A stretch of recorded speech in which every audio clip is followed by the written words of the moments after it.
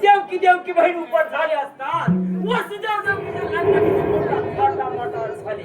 वसुदेव देवकीची होरात वाजत गाजत घोड्यावरून जात असतात. आकाश वाहणी झाली. कौसल्याच्या सावत्र सावत्र देवकीच्या पोटे होणारा पुत्र आपला वैरी होणार आहे. इथपासून देवकी बहिणीचे चालले 6 बोंडे सापाला काश्मार्ग भिकवून दिली. आणखी 6वा गर्भात आहे. मामाच्या धाकाने जिल्ह्या गेला आणि 8 वर्षे कृष्ण रोहिणीचा दहीतून ठामवर मस्त झाला आहे. आता त्याच वेळी माझ्या पंजामध्ये सापडतो. ज्या मार्गाने सामाने वाटली त्याच मार्गाने चंडाला पाठवला असता. परंतु नको तो विचार. जाऊन त्या कृष्णाच्या कुंजवनामध्ये 360 गायी दावणार लागतो. म्हणजे आपल्या शरणी येतो.